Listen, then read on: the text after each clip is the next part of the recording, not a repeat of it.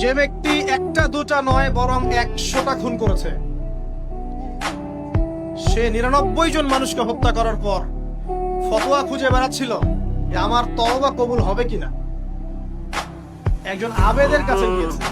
আবেদ আর আলেম কিন্তু এক জিনিস না। আবেদ মানে যে প্রচুর ইবাদত করে, তার জ্ঞান কম, সে শুধু জানে কিভাবে ইবাদত করতে হয়। আলেম হচ্ছে সে যে শরীয়তের গভীর জ্ঞান জানে, আবার ইবাদতও করে। আবার যারা জ্ঞান আছে আমল নাই, সেও কিন্তু প্রকৃত আলেম না। প্রচুর জ্ঞান আছে কিন্তু জ্ঞান অনুযায়ী আমল করে না, সেও কিন্তু প্রকৃত আলেম নন। এবার আসেন, তো এই আবেদের কাছে গিয়ে সে বলছে আমার কি ক্ষমা হবে, আমি 99টা খুন করেছি। সে বলল তোমার আমার ক্ষমা, তোমার ক্ষমা নাই। তখন এই ব্যক্তি এই আবেদকে হত্যা করে 100টা খুন পূর্ণ করলো, ওকেও সে মেরে ফেলছে। আমার ক্ষমাই হবে না, তোর বেঁচে থাকে কি দরকার, তুইও মর। কি বুঝতে পারলেন? বর্তমান বিশ্বের উগ্র মাথার পলিটিশিয়ানদের মতো অবস্থা। আমার দেশের সমস্যা, তোর দেশ পারমাণবিক বোমের উড়াই দিব, মানে এরকম একটা অবস্থা। তো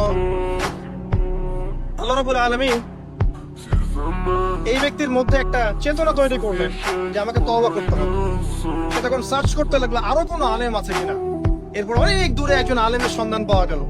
সে সেখানে গেল, তাকে গিয়ে বললো আমার কি ক্ষমা হবে। সে আলেম তাকে বললো হ্যাঁ, তোমারও ক্ষমা হতে পারে, যাও তুমি ইস্তেগফার করো এবং এই এলাকা থেকে অন্য এলাকায় চলে যাও।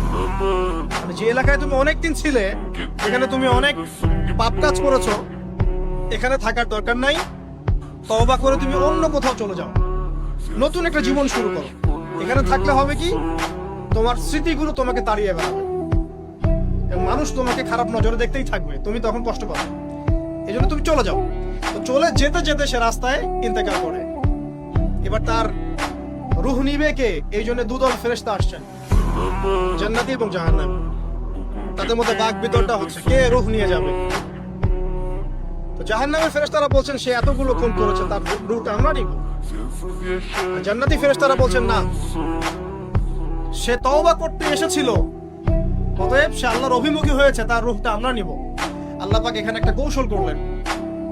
আল্লাহ পাক ফেরেশতাদেরকে বললেন তোমরা রাস্তাটাকে পরিমাপ করে দেখো, যেদিকে যাচ্ছিল তার পরিমাপ বেশি নাকি যেখান থেকে এসেছে ওর পরিমাণ বেশি। আল্লাহ পাক জমিনকে আদেশ করলেন হে জমিন তুমি প্রশস্ত হয়ে যাও। এবার পরিমাপ করে দেখা গেল সে তওবার দিকে আসছিল, এর পরিমাণটা বেশি। এই একটা কাজের ওসিলা আল্লাহ পাক তাকে মাফ করলেন।